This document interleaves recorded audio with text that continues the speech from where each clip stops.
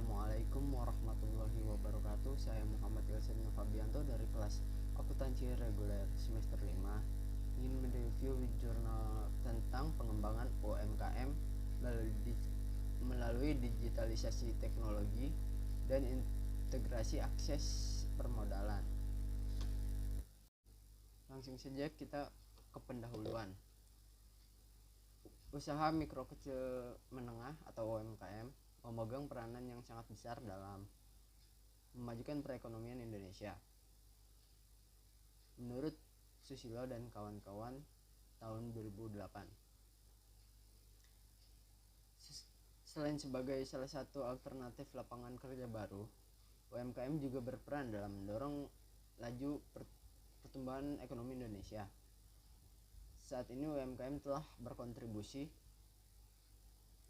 besar pada pendapatan daerah maupun pendapatan Indonesia.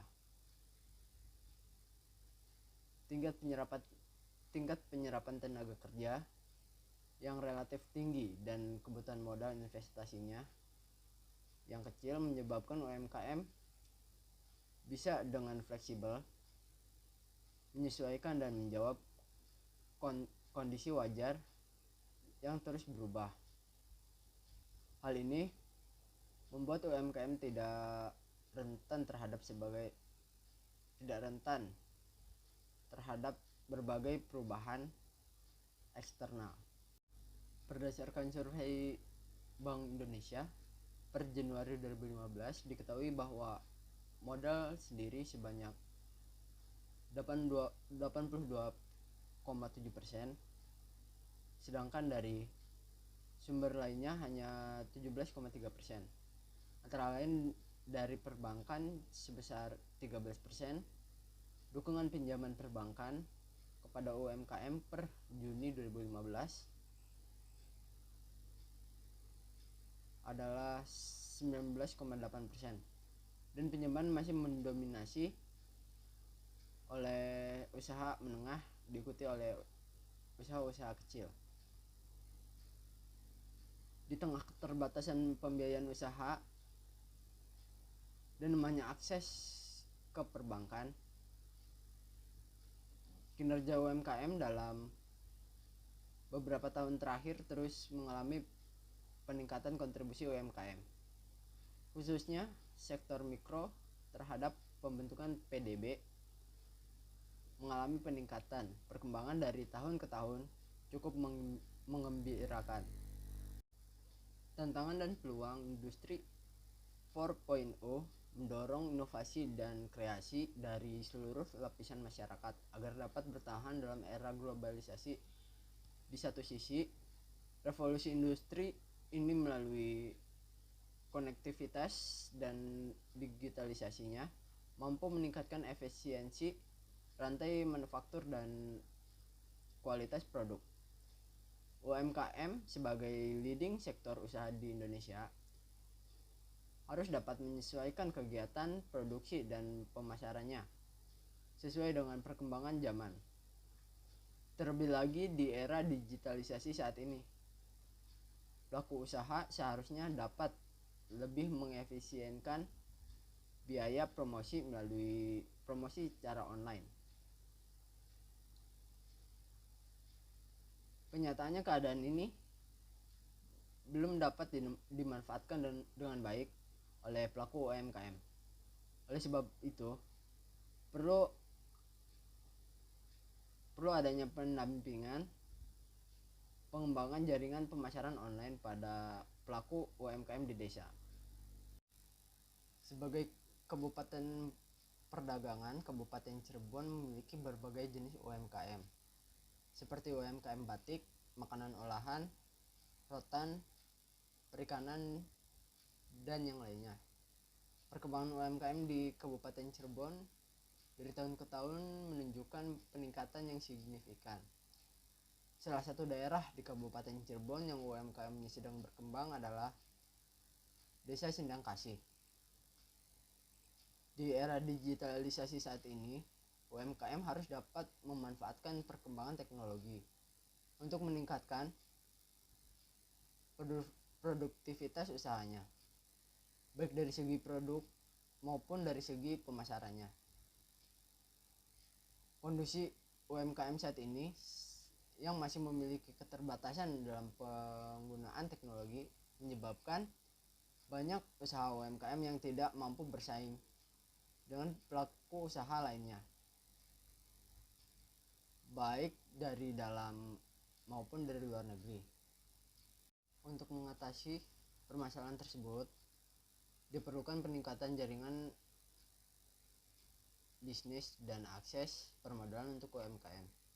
Salah satu upaya yang dapat dilaksanakan adalah dengan melaksanakan program pendampingan pengembangan UMKM melalui digitalisasi teknologi dan integrasi akses permodalan. Melalui pendampingan ini dapat meningkatkan pemasaran produk dan akses permodalan bagi pelaku UMKM di Desa Sindangkasih, Kabupaten Cirebon. Tujuan dari program kegiatan pengabdian ini adalah meningkatkan kesadaran teknik pemasaran produk, distribusi barang hasil produksi pelaku, serta pengetahuan akses permodalan UMKM dalam perkembangan teknologi di era revolusi industri 4.0. Manfaat kegiatan program pengabdian masyarakat ini adalah untuk meningkatkan pengetahuan pelaku UMKM untuk mendistribusikan hasil produksinya dan mempromosikannya sesuai dengan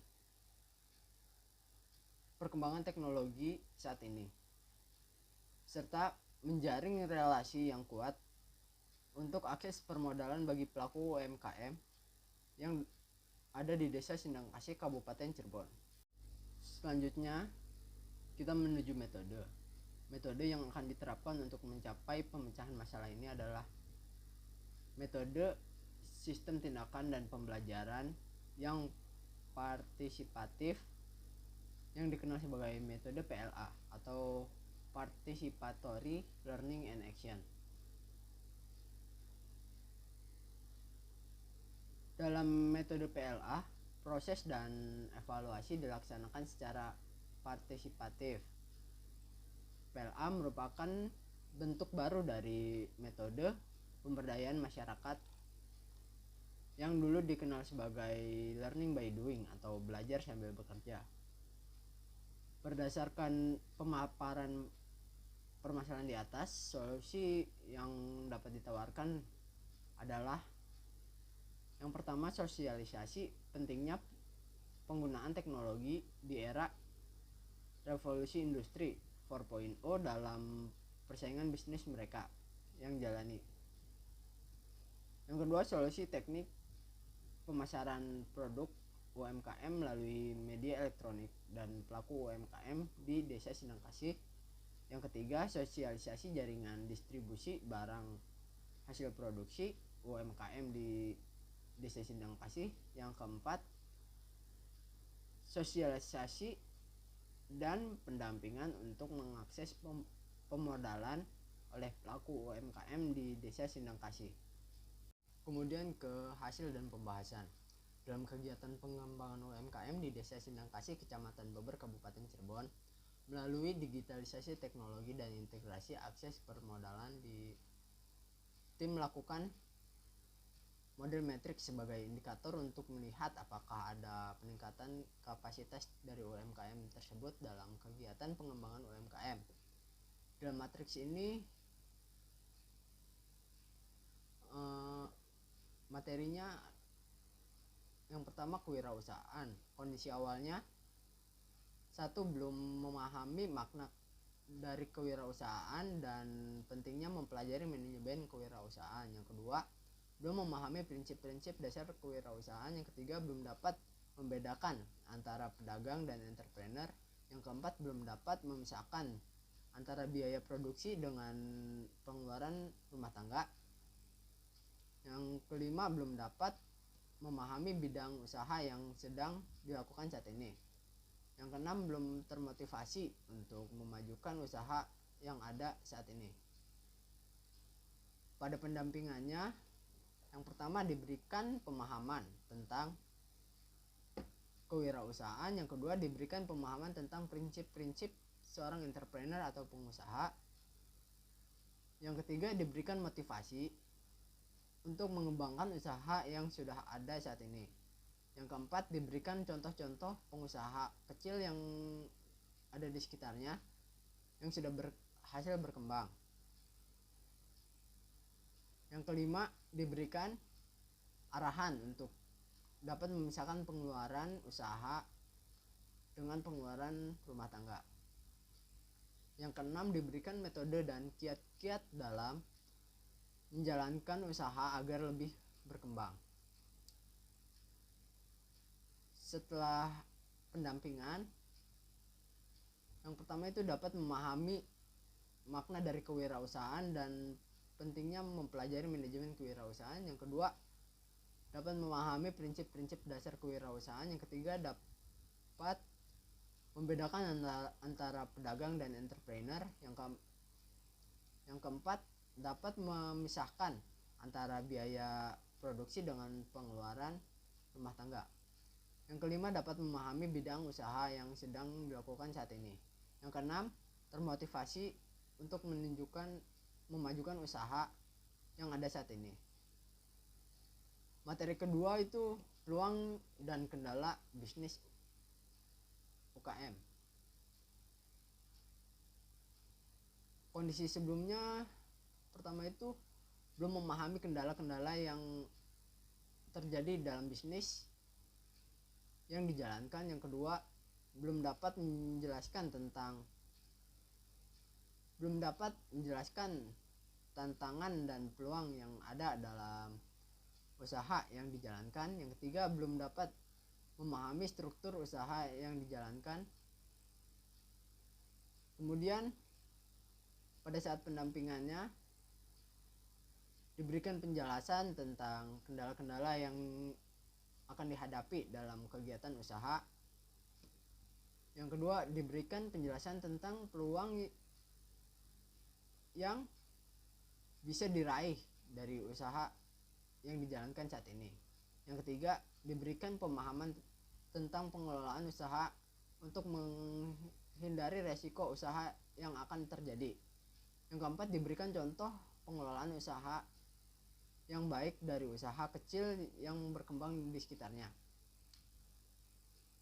Kemudian setelah pendampingannya, yang pertama memahami kendala-kendala yang dapat timbul dari kegiatan usaha yang dijalankan. Yang kedua, memahami tentang peluang usaha dalam mengembangkan usaha yang dijalankan saat ini. Yang ketiga, memahami struktur usaha yang dijalankan saat ini. Yang keempat, memahami pengelolaan usaha yang baik dalam mengendalikan resiko yang mungkin terjadi. Kemudian materi ketiga itu permodalan UMKM.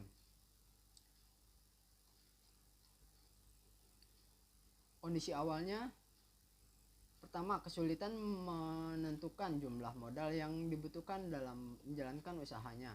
Yang kedua, kesulitan mendapatkan akses permodalan. Yang ketiga, kesulitan dalam menentukan penggunaan modal untuk usaha. Yang keempat, kesulitan dalam mengelola modal yang ada saat ini. Pada bimbingannya itu satu, diberikan pemahaman tentang jenis-jenis permodalan yang dapat diakses oleh pelaku usaha. Yang kedua, diberikan motivasi dan pemahaman tentang modal usaha dan penggunaan modal usaha secara efektif dan efisien. Yang ketiga, diberikan pengetahuan dalam mengelola modal usaha sebagai upaya pengembangan usaha. Yang keempat, diberikan contoh penggunaan modal usaha dari beberapa usaha kecil yang sudah berkembang saat ini. Setelah pendampingan itu, pertama, dapat memahami jenis-jenis permodalan yang dapat diakses untuk modal usahanya. Yang kedua, memahami pentingnya modal usaha yang digunakan hanya untuk kegiatan produksi bukan konsumsi. Yang ketiga, memahami pengelolaan modal usaha agar tidak terjebak dalam hutang yang berlebihan. Yang keempat, memahami bahwa modal usaha tidak hanya didapatkan dari hutang, tapi juga bisa dengan cara kerja sama dengan mencari investor. Kemudian materi keempat itu perancangan keuangan. Kondisi awalnya belum memahami fungsi perencanaan keuangan. Yang kedua, belum mengetahui proses perancangan keuangan. Yang ketiga, belum memahami komponen biaya yang masuk ke modal awal usaha. Yang keempat, sudah mengenal penentuan HPP. Yang kelima, belum bisa menentukan margin usaha. Yang keenam, belum bisa menentukan break even point atau titik impas usaha. Yang ketujuh, belum bisa memproyeksikan periode pengembalian modal atau pay period. Dalam pendampingannya itu pertama diperkenalkan konsep dasar perencanaan keuangan. Yang kedua, memberi pemahaman tentang fungsi perencanaan keuangan untuk menunjang tujuan jangka pendek maupun jangka panjang. Yang ketiga, penentuan biaya modal terdiri dari biaya investasi atau peralatan, mesin, bangunan yang digunakan untuk proses produksi dan biaya produksi, biaya langsung atau juga biaya tidak langsung dikeluarkan untuk biaya produksi. Yang keempat, penentuan margin usaha. Yang kelima, cara menghitung break even point atau titik impas. Yang keenam, cara menghitung proyeksi laba. Setelah pendampingan, yang pertama, sudah memahami fungsi perencanaan keuangan untuk menentukan target atau tujuan usaha baik jangka pendek maupun jangka panjang. Yang kedua, setelah paham proses perencanaan keuangan yang terdiri dari penentuan modal awal, penentuan HPP, penentuan harga jual, penentuan BEP, proyeksi laba, dan proyeksi payback period.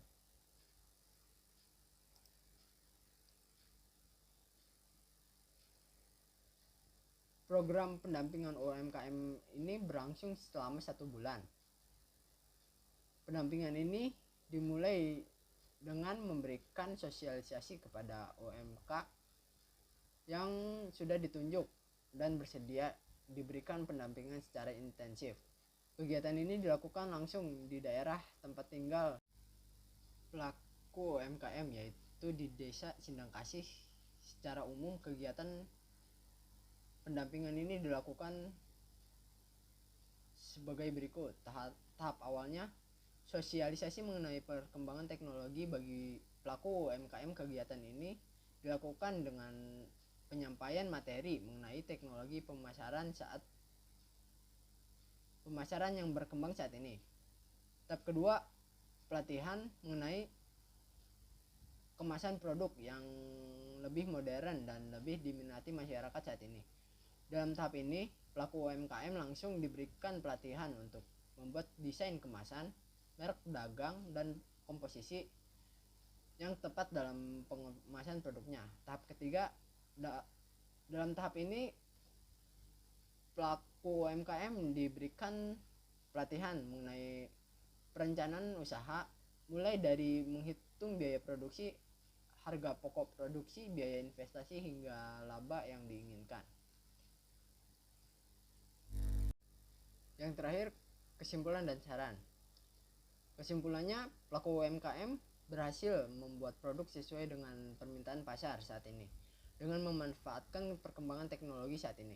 Peningkatan teknik pemasaran produk UMKM melalui pemasaran online dan pemasaran offline dengan memanfaatkan perkembangan teknologi saat ini. sehingga biaya pemasaran jadi lebih efektif dan efisien. Peningkatan distribusi barang hasil produksi UMKM di desa Sindang Kasih. Sebelumnya produk hanya dipasarkan di daerah setempat. Saat ini produk yang dihasilkan sudah dipasarkan sampai di luar daerah. Peningkatan akses permodalan oleh pelaku UMKM di desa Sindang Kasih. Jika dulu produksi yang dihasilkan masih dalam skala kecil, dengan kemudahan akses pemodalan saat ini, usaha mereka jalankan bisa lebih berkembang dengan peningkatan skala produksi. Sarannya, yang pertama, diperlukan dukungan dari semua pemangku kepentingan atau dinas koperasi dan UMKM Kabupaten Cirebon atau lembaga terkait, sehingga pengembangan kapasitas UMKM penyewa dapat berjalan dengan efektif. Yang kedua, dibutuhkan program lanjutan secara kontinu sehingga mengarah pada peningkatan kapasitas UMKM penyewa baik dalam bentuk peralatan maupun akses pemodalan, serta fasilitas promosi melalui pameran tingkat kabupaten, provinsi maupun nasional. Yang ketiga, perlunya program pengembangan UMKM tentang yang dihasilkan melalui teknologi informasi dengan didukung oleh e-marketing berbasis web. Sekian review jurnal dari saya, kurang lebihnya mohon maaf. Wabillahi taufik wal hidayah. Wassalamualaikum warahmatullahi wabarakatuh.